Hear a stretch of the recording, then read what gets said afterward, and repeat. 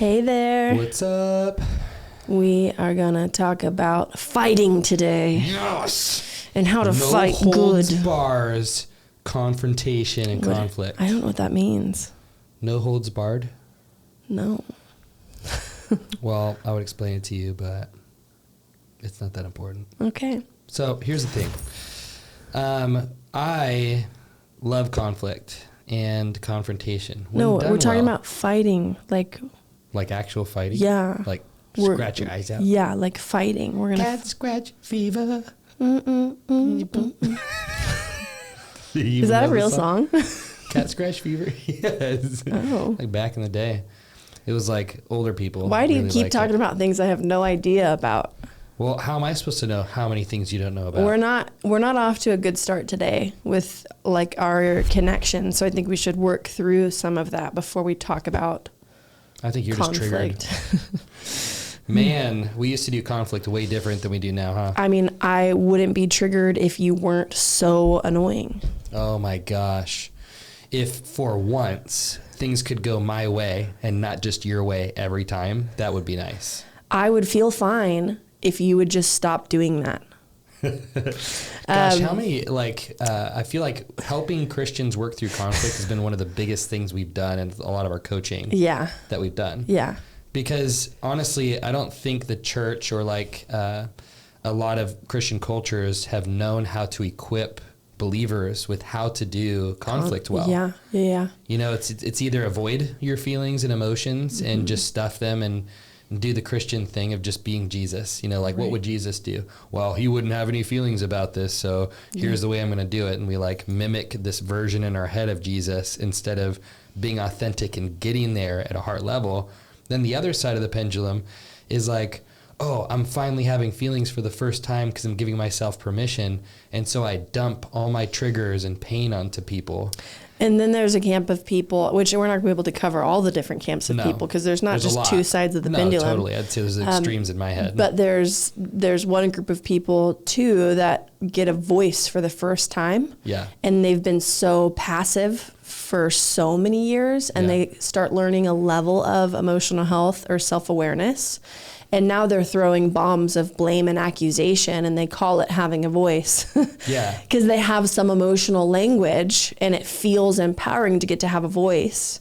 But they also don't know what it looks like to have compassion and ownership and be, disconnected from blame and their own narrative and story that they're making up in that moment, from the way that they perceive something. And honestly, if you guys want to check out that episode too, you can see that we have a podcast episode on weaponizing emotional health. Oh, yeah. Remember that? I do. I thought that was a good one. So, but what we want to talk about is confrontation and conflict because it's been something I feel like that has really set us free to be able to see each other in ways like true confrontation, when done well, are two parties that are able to own their own triggers, their blame, their pain, the different things that are influencing their emotions. Big triggers would be like a fight, flight, fawn, freeze response where you're like, your amygdala is hijacked. You're feeling like, man, there's a lot of charged emotion here, or I'm like completely gone, like I've left the building, and trying to do a conversation. Learning how to manage those things in the midst of conflict has been really helpful for us in our friendships.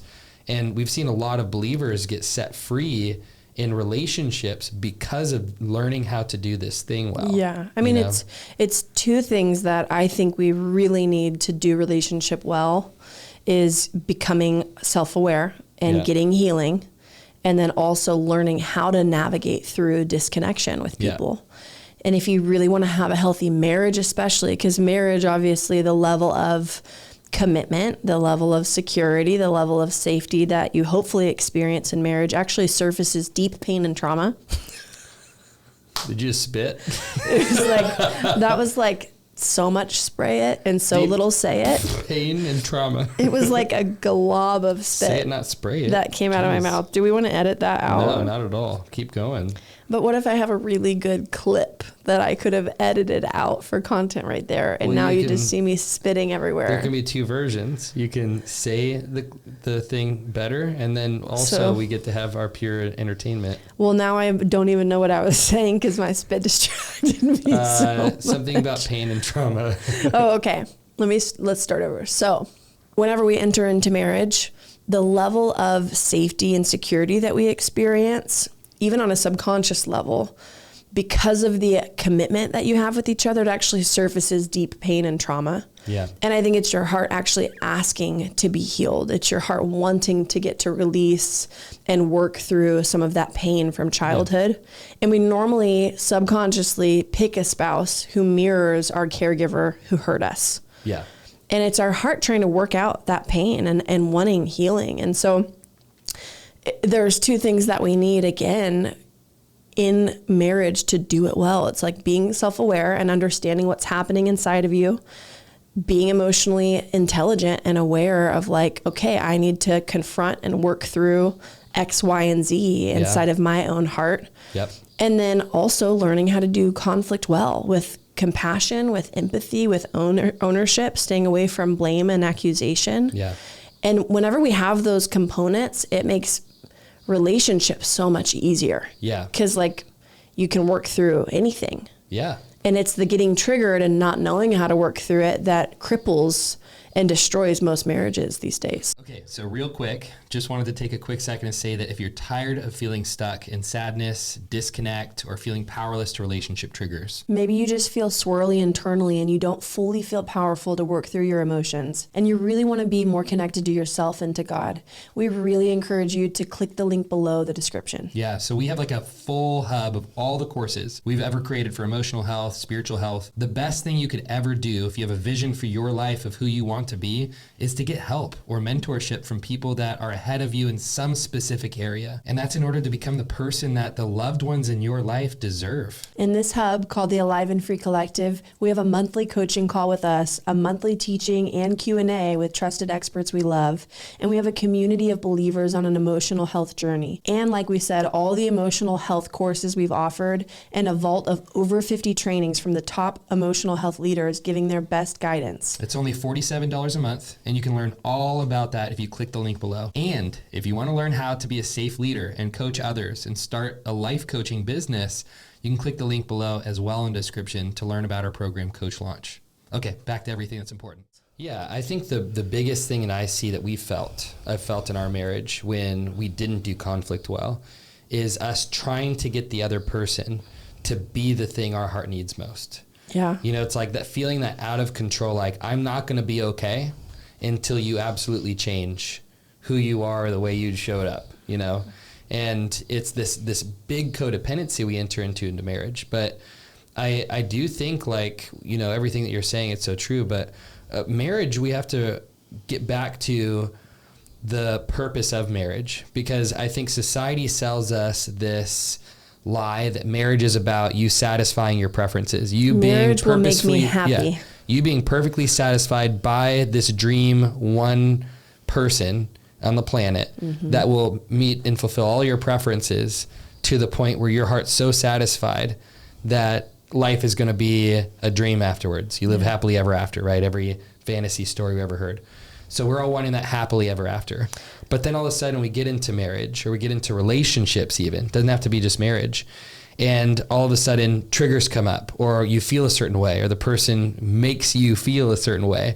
And you're like, oh no, all of that story and fantasy feels threatened. And now I'm blaming you because you can't be the one. Yeah. Or, you know, it's like it's like this big trigger that comes up. In those moments, your partner becomes the enemy of your heart needs getting met, your desires being fulfilled. Wow. I'm really having a good time today, great. you guys. There's a party going on in my mouth. You're invited. There's got to be a T-Pain remix of like everything you just did at some point on YouTube. If somebody doesn't make it, we have to figure out how to make it. So what I want to add, though, is like subconsciously that desire to have your partner be able to be all of the things and make you feel perfectly beautiful, handsome, loved, successful, seen, admired, respected. Like you trying to get all of these needs met by your partner is you trying to never experience pain again. Yeah. It's a subconscious attempt to never have a threat to your life, which is like no pain.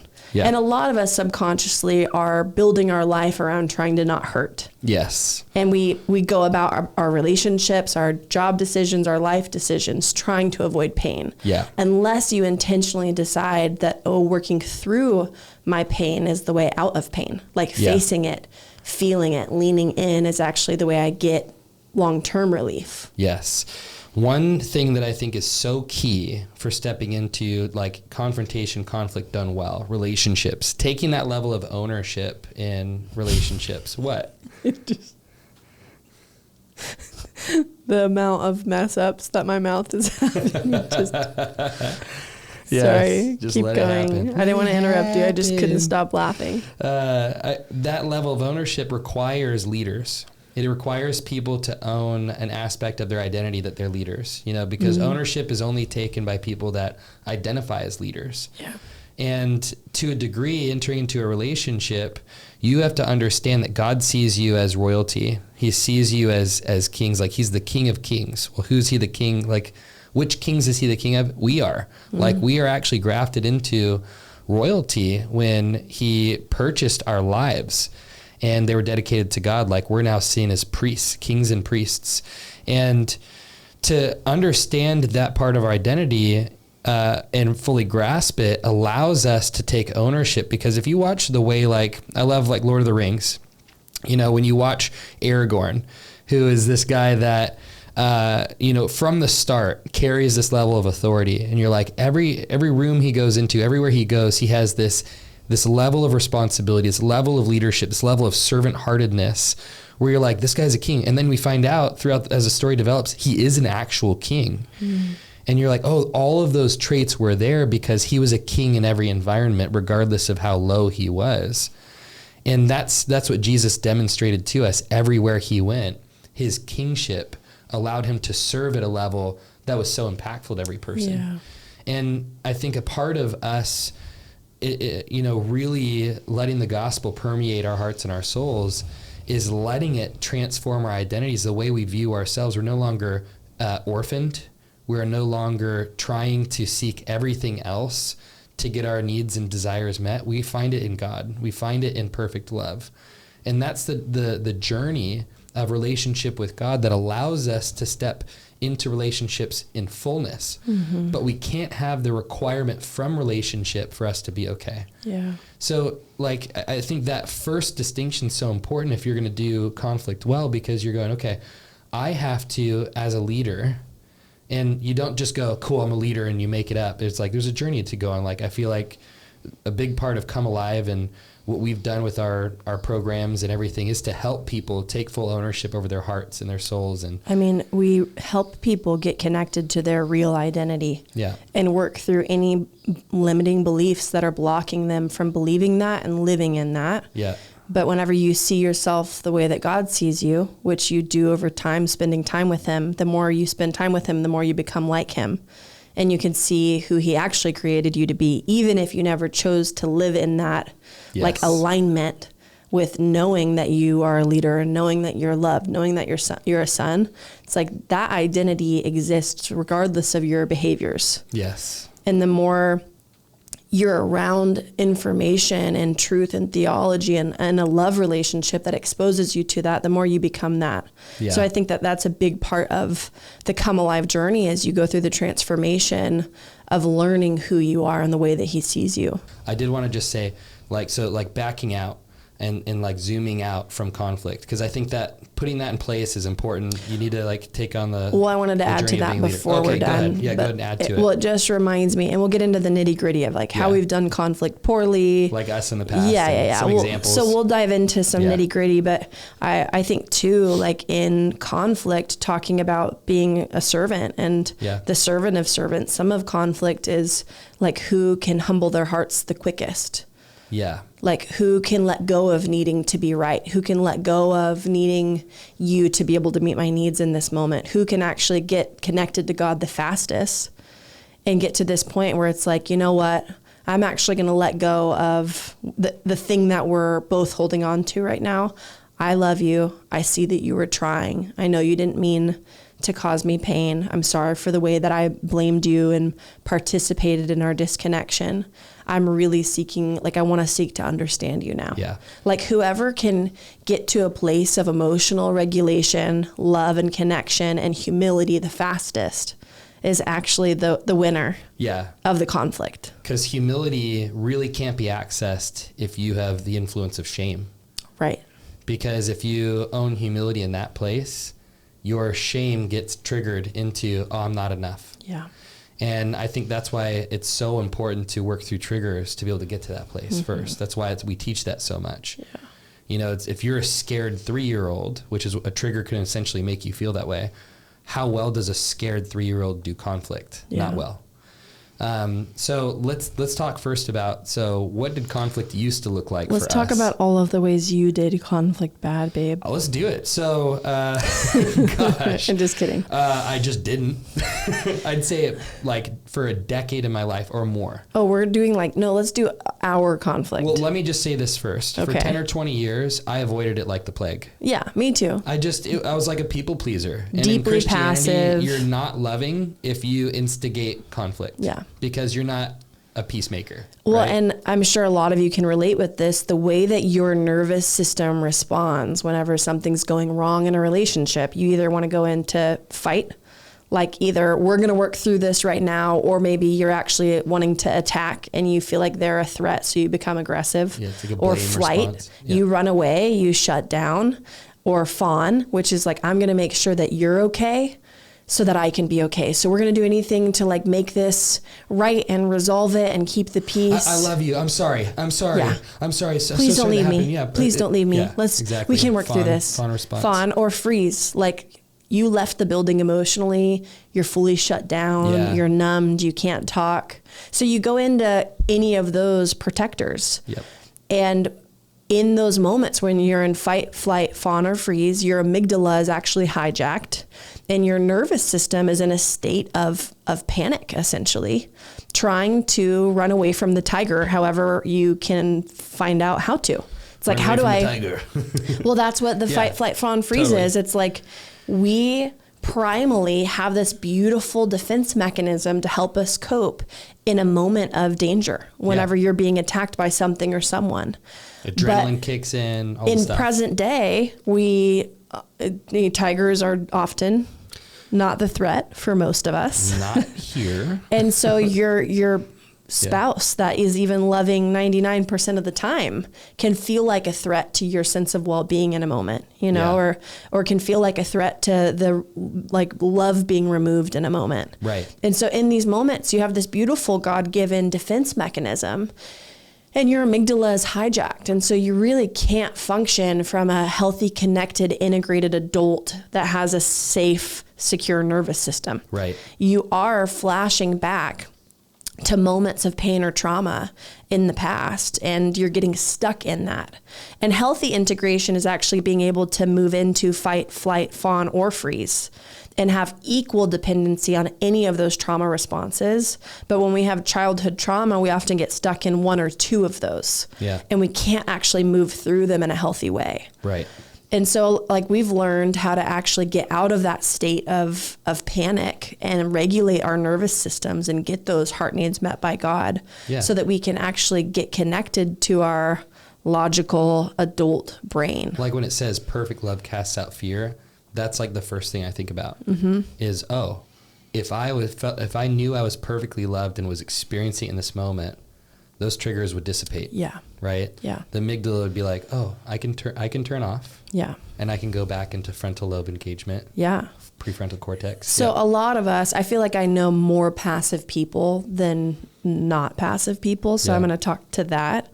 But a lot of us go into that trigger of panic whenever there's any level of disconnection in a relationship. And we don't have the tools to get integrated and connected and regulate our nervous system. And so we get stuck in the fight, flight, fawn, or freeze. Yeah. We quit responding to the person. We quit hanging out. We withdraw from relationship. We freeze and shut down. We won't have a conversation, even if they're trying to. And we're terrified of being honest. And we're terrified of the way that we feel. We're terrified of being judged or blamed for it. We feel like we're bad or we're wrong if we have issues, or we feel like, oh, I just need to love like Jesus. And we believe that Jesus is passive. Yeah. And actually, Jesus was the one flipping the tables.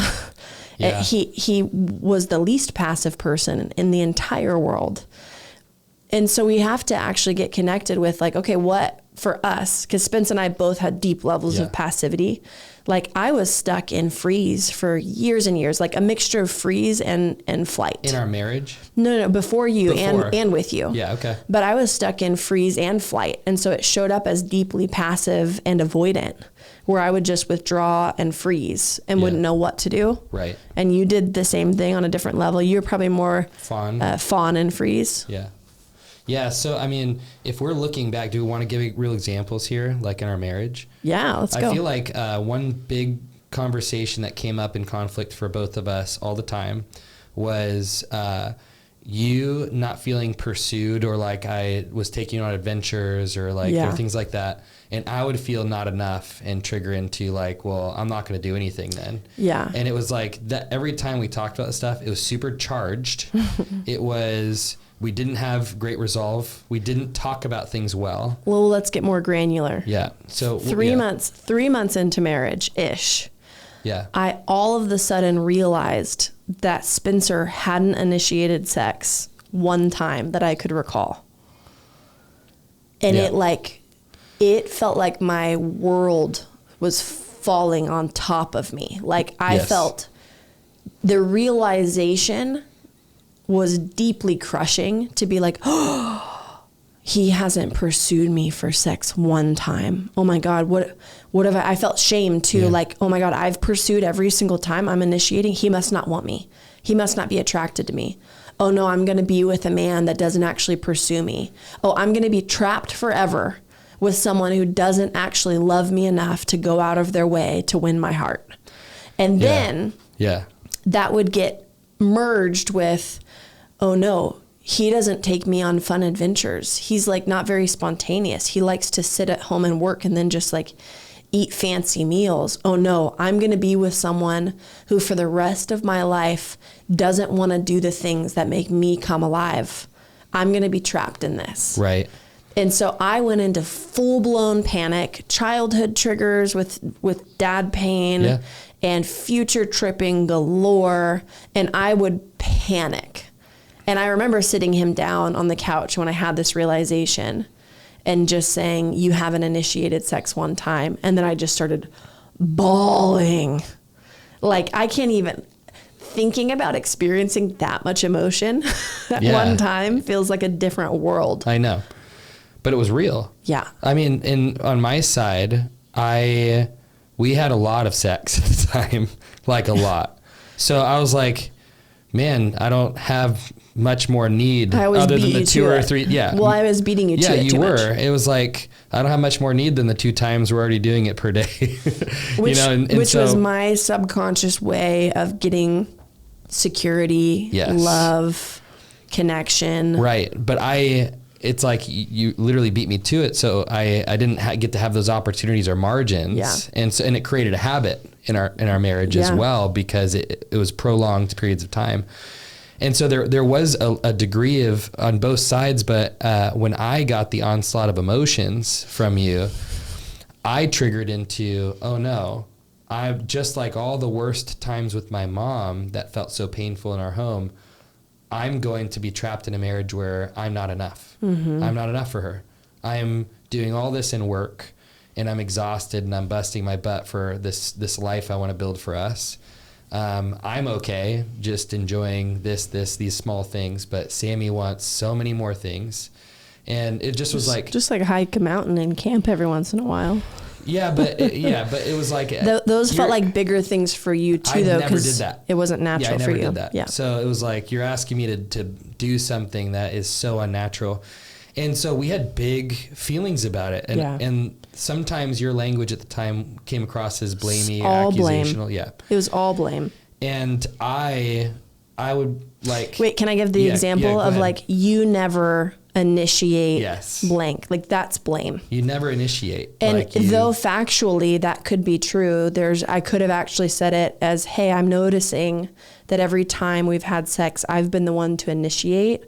And that feels really painful for me. I'm realizing that I don't feel pursued, that it communicates to me that you don't love me, even if that's a lie that I'm just believing. It could be totally false for you, but it feels true to me. And that feels really scary. Like I'm believing the lie that I'm going to be in a marriage with a man who doesn't actually love me. Right. Like, can you help me? Like what's true about that? What's your side of the story?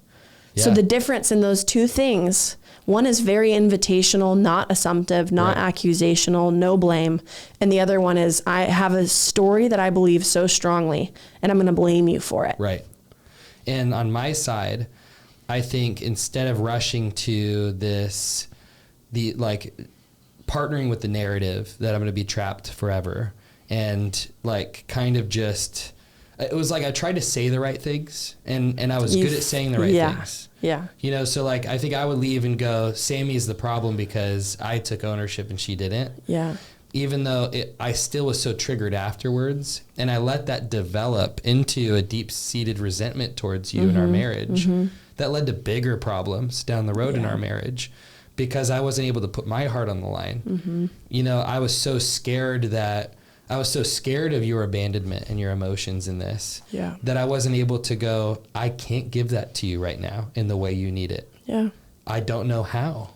I feel so scared in this conversation because this reminds me of my mom. And I would share those things sometimes. Yeah. Spencer was healthier in his ability to articulate emotion and take ownership earlier on in our marriage. Like to the point where, because I learned a lot from you and you led our relationship in communication, vulnerability. And I really loved that and admired that. And it created a lot of safety for me in relationships. So I definitely leaned on him at least for the first year, I'd say, of our relationship, where it was like, Spencer's healthier than me.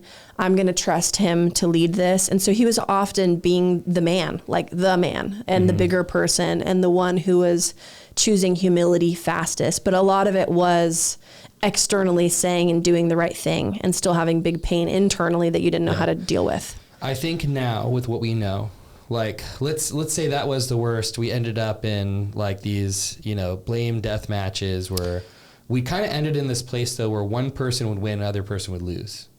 Would you say that was true for a lot of the time? Like one person would concede. That was a belief that you carried. I never viewed confrontation like that, but I remember you having to work through that belief of there's a winner and there's a loser. Yeah.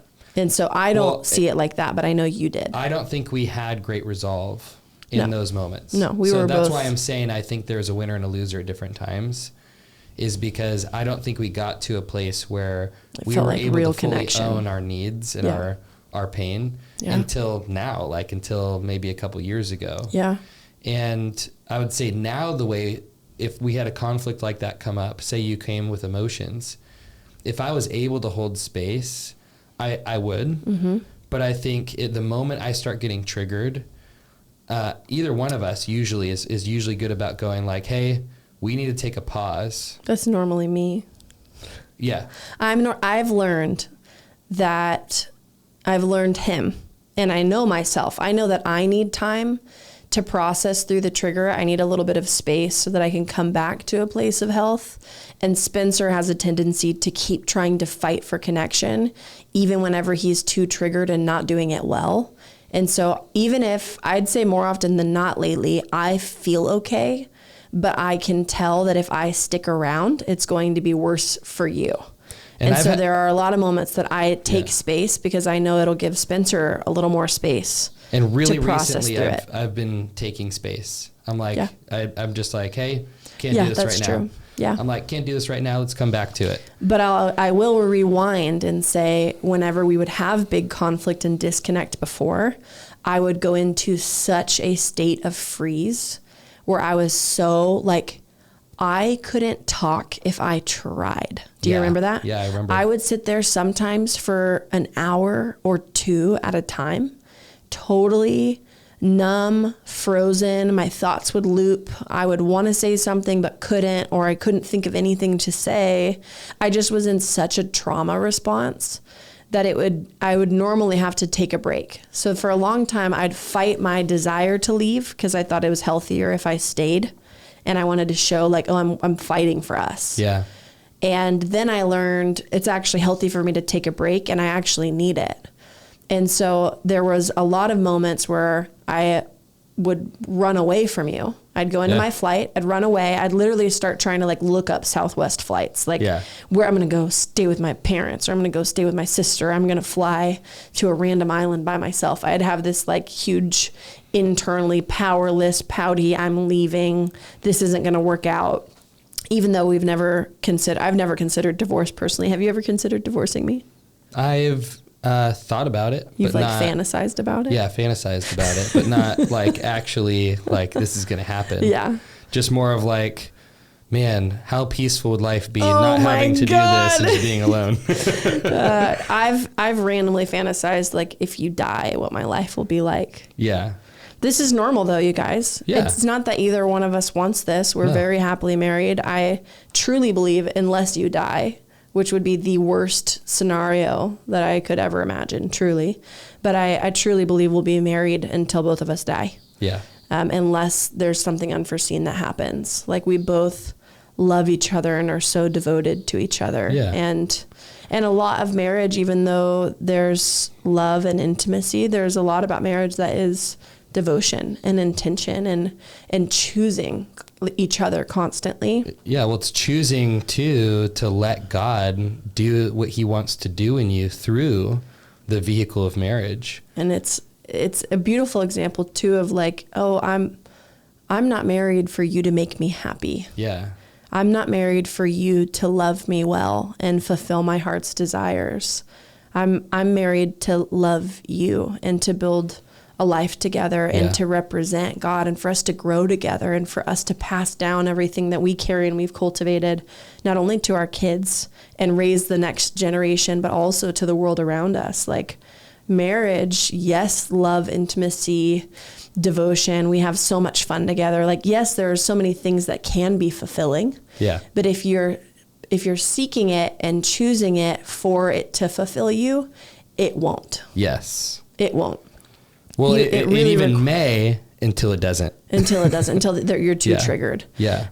But first thing is I actually want to normalize if you're in conflict and you're thinking about divorce or you're believing lies or you're fantasizing about whatever the thing is, just know your heart is trying to protect itself and escape pain. Yes, that's escape, fantasy. Very normal. It is so normal. And you don't have to tell your spouse those things. Like if Spencer told me that he's thought about divorcing me or fantasized divorcing me while we were in a disconnection, I'd be in so much pain. Yeah. If he weaponized that vulnerability to hurt me, I'd be in so much pain. Or even like thinking that's me being authentic. It's like, no, that's not me. You're throwing a grenade. Yeah. That's not me being authentic. So in the past though, I would go into full freeze or withdraw for, there was a time early in our marriage where I didn't talk to Spencer for 2 days after he did something that was painful for me. And I was subconsciously trying to punish him. Yeah. And also consciously thinking that if he sees how much this hurts me, then he'll never do it again. Wow, yeah. So it was this desire, it's manipulation is what it is. And what it is I'm never going to share with you again. Yeah, and it creates a culture in your relationship where you're killing safety and you're communicating punishment and conditional love. Yeah. Saying if you do the right things, then I'll love you, show up for you, be emotionally available. And if you don't, then I'm going to punish you to teach you a lesson. Like I remember saying out loud, if you ever cheat on me or if you ever do X, Y, and Z, I don't think I could stick around. Right. And I would say those things to plant seeds because I truly believed that it'd get me the outcomes that I wanted, when really it killed safety. It did. Well, here's why. And made you want to hide. It's because the law enforced by punishment can create good performance up to your ability to actually perform. When you are no longer able to perform, you have to hide to protect yourself from punishment. And when you start hiding, that's when you are no longer connected, right? So the law can't produce connection. Yeah. The law can't produce thriving. It can produce good behaviors up to a point of your ability to produce those behaviors, and then hiddenness when it's past the point of your own ability to perform. And secrets left in the dark grow claws. Yeah. It's like when we hide, we're actually breeding shame. Yep. And shame becomes this monster that starts growing inside of us. And then we want to hide more, and we make worse decisions to cope with how disgusting we feel about ourselves. Yeah, which is why it's so powerful that like love casts out fear. Fear involves punishment. You know, God brought the abolishment of condemnation, punishment. He's like, there is now no accusing voice against you whatsoever. And in that place where there is perfect love, you can be exposed 100% revealed to the light and not have to worry about punishment coming your way anymore. And that level of vulnerability that you can be in a safe presence with God is the thing that allows you to show up in your relationships. Yeah. So what a lot of people are trying to do in conflict is they're trying to, like, even in vulnerability, we'll expose ourselves hoping for the other person to give us the response we need from God.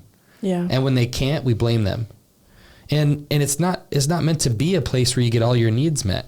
It's meant to be a place where you actually are expressing a part of God's heart in a relationship because you've met with him. Yeah. Like, I think that people need to go to God first in the midst of their biggest triggers so they can show up safer within a conflict. Yeah. And that's what I was going to talk about is like, I went from wanting to leave and creating days or hours of space to punish, to then learning, I actually need space for myself because I get too triggered and I'm believing such a blame narrative, and you feel like such a villain that everything that I say is going to come out through that filter of you're the problem. Yeah. And you're the enemy of my heart getting what it needs. And so I'm actually going to give myself a timeout and communicate it. That's a really healthy step, is like, hey, I need some time. Instead of just walking out the door. Yeah. Hey, I need some time because I'm feeling really triggered right now. I'm not abandoning you. I'm taking space for my heart so that I can show up like with better ability to do this. And if you're too triggered to communicate well, then you can clean up that mess when you get home and say, hey, I'm sorry for leaving. I wanted to communicate to you that I wasn't trying to punish you, but I was too triggered. And you might even need to apologize and be like, there might be some consequences for just walking out the door. I mean, I know Spencer, and I have this too, but Spencer doesn't walk out, so it never gets triggered. But Spencer had a lot of really nice for you. Abandonment. And so whenever I would walk away, he'd feel abandoned by me. Yeah. And so I'd often have to clean up that mess because I'd be too triggered to communicate well. So I'd have to, on the back end of working through things, saying, hey, I'm sorry I left like that. I wasn't trying to abandon you. I want you to feel safe, but I wasn't capable of being able to communicate well in that moment. Yeah. But what I've learned is like take space so that I can regulate and first get out of my crazy panic state and then get really connected to God. Yeah. Like, God, how do you want to love me in this pain? I feel so unlovable. I'm feeling so not pursued. I feel like I'm believing that Spencer is X, Y, and Z. Like, how do you want to love me in this? And like, if I can start with making myself the object of his affection and let him love me in that space, then it automatically starts regulating me. Yeah. And journaling is a really great way to do this because when you're writing, you actually can't think about anything else besides the thing that you're writing. And so it helps your brain actually process through emotions. And so getting to that place though, where you're getting loved by him and then asking for his perspective, like letting God lead you and love you and give you eyes for your spouse. There are so many moments where I went and journaled, and Spencer felt like the enemy in the beginning. And then I was able to see him through the lens of love and compassion because of the Father and because of the way that he helped me see and understand him. Yeah. And so then I could come back, and it doesn't excuse the behavior. Like if there was a behavior that was really painful, it doesn't excuse the behavior, and it doesn't mean we don't talk about that behavior. Right. It doesn't mean Spencer doesn't take ownership for that behavior, but I can come in and say, hey, I see your heart. I see X, Y, and Z. But whenever this happened, that felt really painful for me. And that communicated X, Y, and Z to me.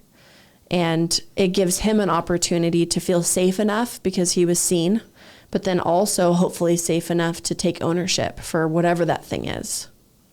Yeah.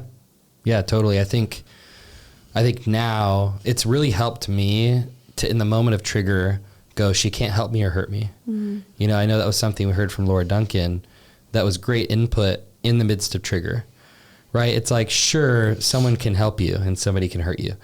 But what that statement really means is, in the midst of my trigger, I feel like a little boy.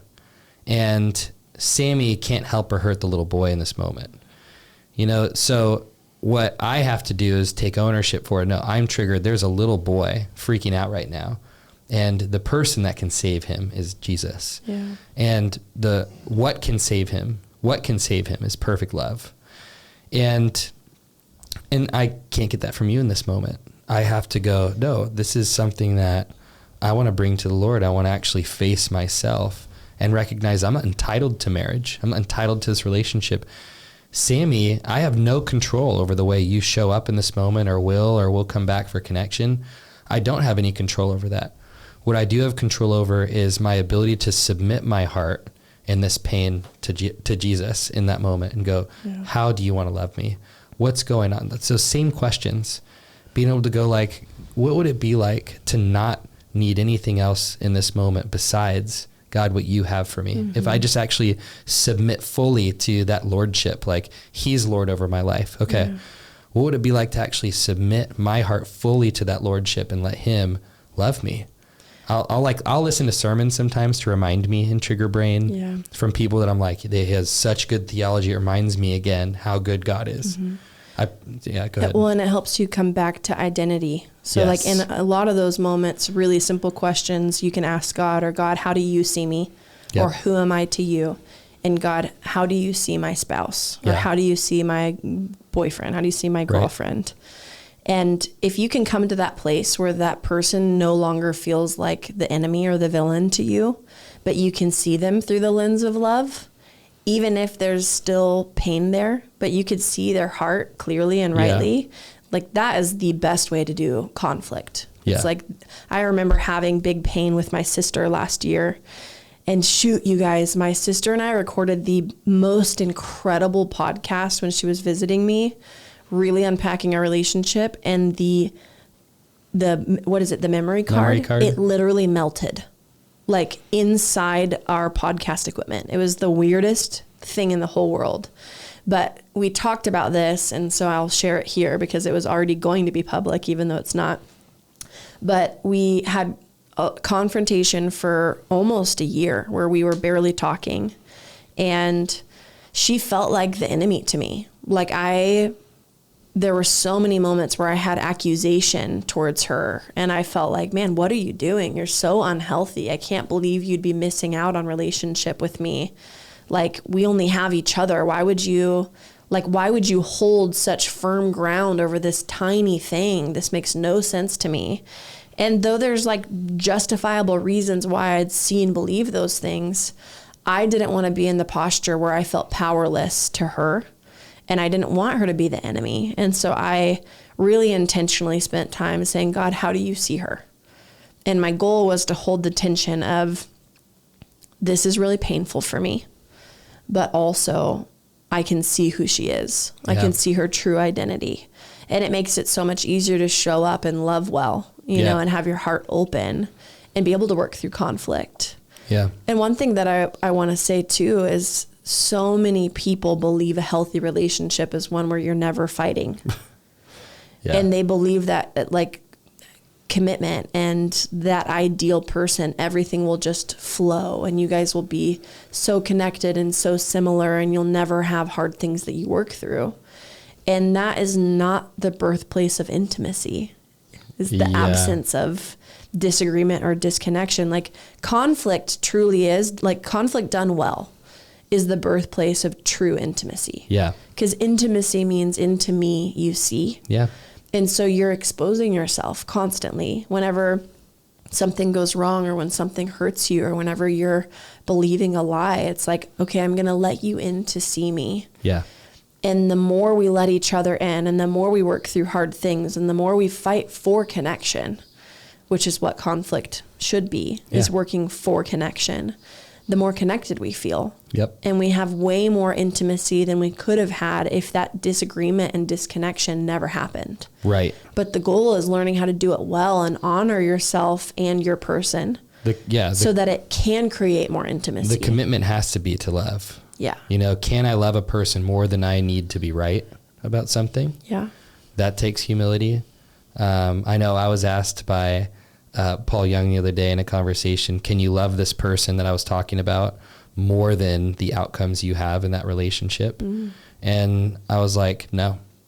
Well, not in response to the question of can you, it was in response to, do you love this person or the outcomes that relationship gives you more? And I was like, I love the outcomes more. And he's like, yeah, you do. And I had to get honest about that. Wow. I love the outcomes this relationship brings me more than the person. I think a lot of people need to actually address that for their marriages, for their friendships. Do you love the person more than the outcomes of what that relationship gives you? And I think if we can get honest about that, that brings us to a place of like, whoa, that is showing there is something going on in me in deficit that's causing me to not be able to love this person actually fully. And all you have to do, it's so simple. God, how do you see this person? God, how do you want to love me in this? My heart is struggling to connect to love.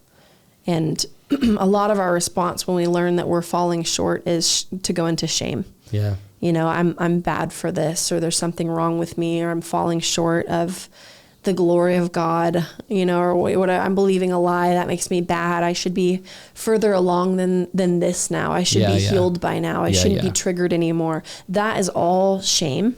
And it will hinder you from love. Yes. Because if you're hiding from it, then it's not going to enter in. It's not going to get in, yeah. And so in those moments, it's just like, God, I'm having a hard time connecting to love. Like, do you love me?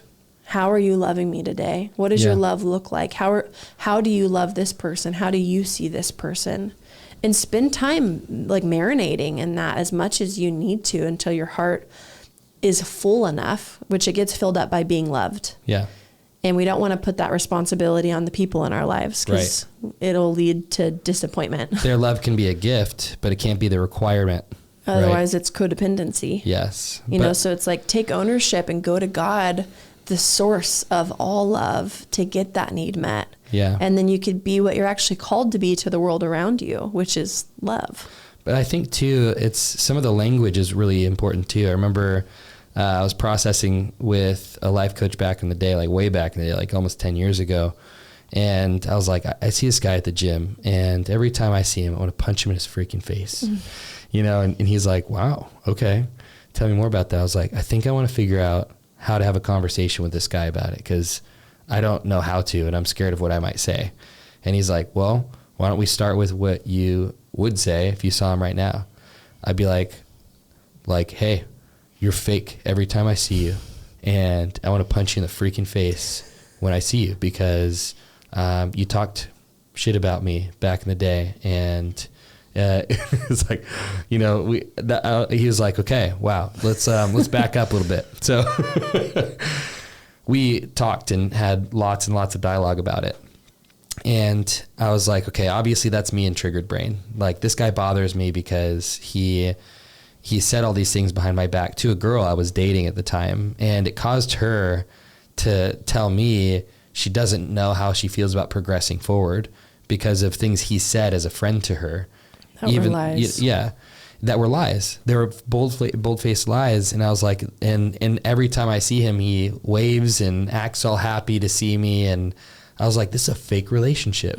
And so every time I see him, it just like, it's like that little thing in my gut, like turns just a little bit more every time, where I'm like, it's just a growing hatred.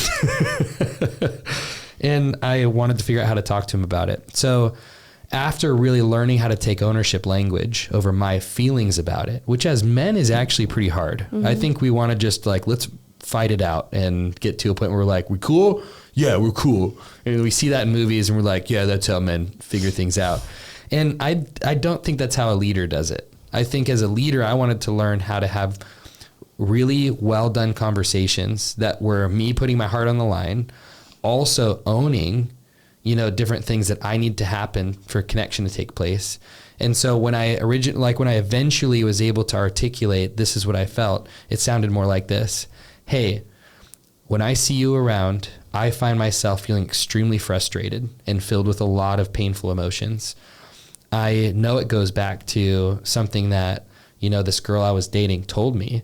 She said, you said things behind my back, this, and this, that were not true.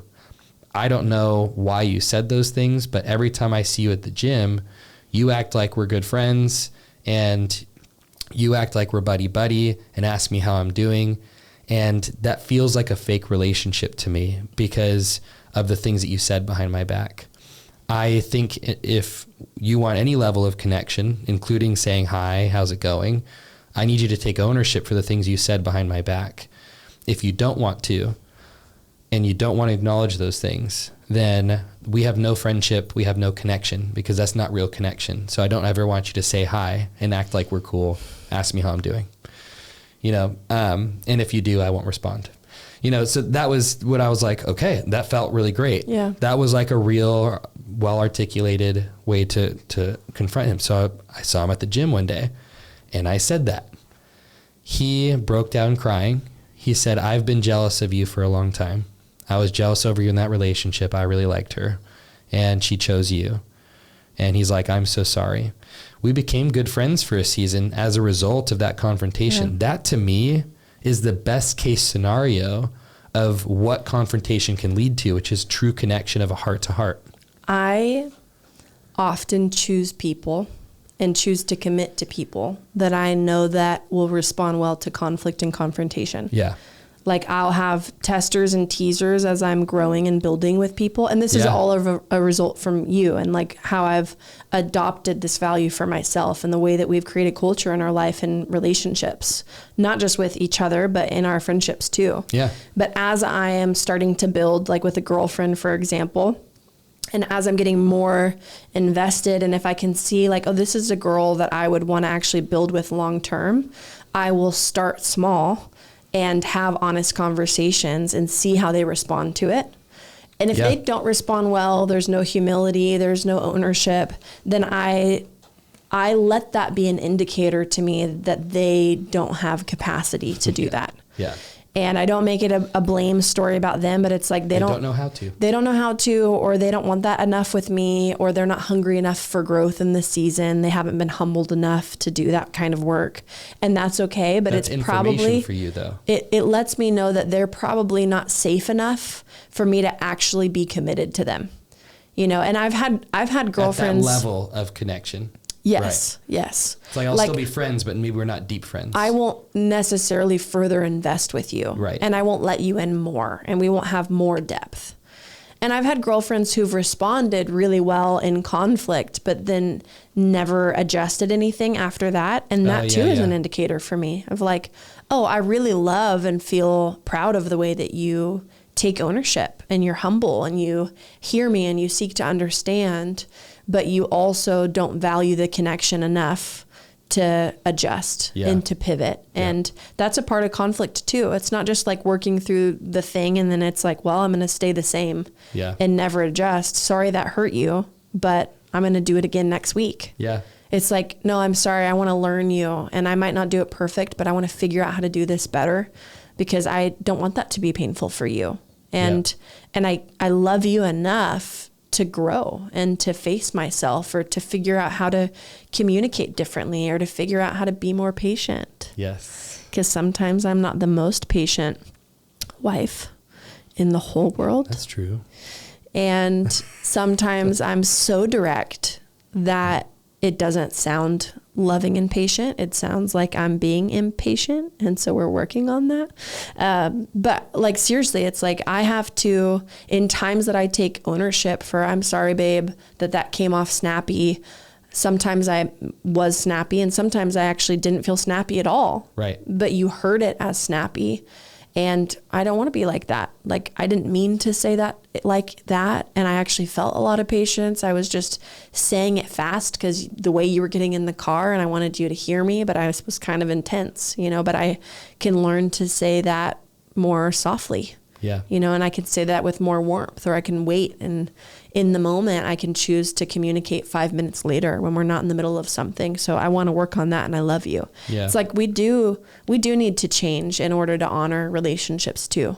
Yeah. It's like, it's not like, oh, I'm going to have that's conflict. Who I am. That's who Yes. I am. And so, and you don't love me for it. You want me to change for you to be okay. It's like, no, we all change. We are all adaptable. And it's okay if someone's asking you to change something that you can't change or you won't change. Yeah. Like if there were components that truly are like, this is who I am, and my spouse or my friend asked me to change it, there are definitely areas where, not areas where I haven't matured or need to grow or need to work on something personally. Yeah. But for me, if there was someone in my life that they were projecting something onto me and they were asking me to change or fix something so that they could feel okay, there are definitely conversations where I'd be like, I'm sorry that hurt you. Yeah. I don't understand that, but this is actually a part of who I am. I have a great example, actually. Great. Let's go. Because I couldn't think of one. I had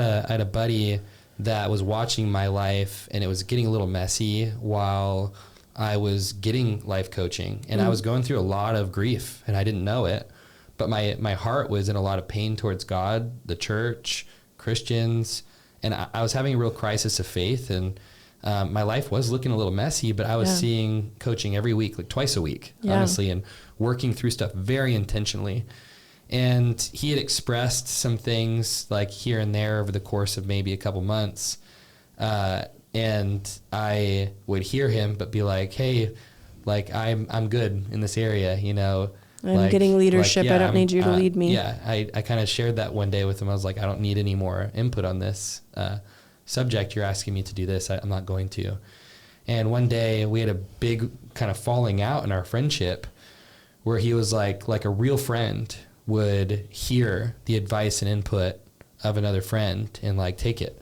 And it just feels as though like you don't want to hear any of my advice or input in our relationship. And I was like, if you need me to respect your advice and take it for us to be connected in this season, then we will not be friends, because I can't do that. I have leadership. I'm following that. And if you are not okay with the messiness of this season for me, you can take space. Mm-hmm. But this is a season for me. I'm experiencing a lot of grief, loss, pain, things I'm processing through. I'm sorry that's affecting you poorly, that you have expectations on me in this friendship, but I can't meet those expectations. Yeah. And we had kind of a falling out for a season. You needed to address and adjust those expectations. Another point to why being self-aware, connected to yourself, having emotional intelligence is so pivotal for doing confrontation well. Yeah. Because I know you've all had the conversations or confrontations where you leave spinning. Yeah. Because you don't know what's what. I remember like with my best friend in the season where Spencer and I were really good friends. I had so much conflict with my best friend who I was living with, and so many triggers, but I didn't know what was going on. And I didn't know why I was so bothered. And I'd process it with Spencer, and he'd give me language and help me understand like the codependency that was happening and why different things bothered me. And I learned so much. And I wasn't like listening to any emotional health content, no podcasts. Yeah. I didn't have any coaching at the time, but it helped me understand so much what was happening in me. And then I was able to communicate it to her. Yeah. And so it's another point of like, please, please, please, please, for the sake of your relationships, grow in your awareness of yourself and pursue getting help and health and healing, which you're doing if you're listening to this. So way to go, because you're getting a lot of free content here. But I think too, like when you have content that's in a laid out process, that's also applicable to you, it's so valuable, whether you're going through a course or working with a coach or counselor that you really trust. But it's another reason why that emotional awareness is so important, because then you have a way to communicate it and work through conflict with people you love. Well, the 2 recommendations I would say is go to aliveandfreeconsulting.com, click on courses, and there's a Come Alive course down below, and then there's also the trigger training down below. Those are 2 that there's 100% money back guarantee on those, because we know they're good. If you go through those, you will get a lot of freedom. You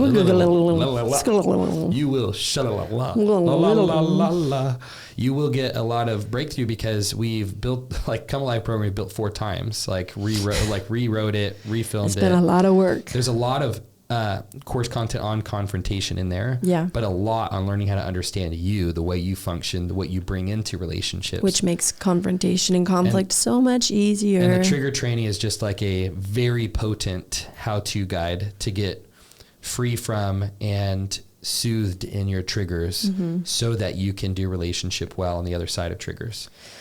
So on that note, we're going to wrap it up. Yep. I hope that this blessed you guys. I know we had kind of an abrupt ending, but we said what we needed to say, and we're not going to keep doing this with you guys. We're not going to keep looping in confrontation with you. We're over it. So deal with it. Okay. This is me confronting you and saying, deal with it. Gosh. It's over. All right. Love you guys so much. Truly hope this blessed you, and we will see you next time. See you on the next episode. Later, peeps.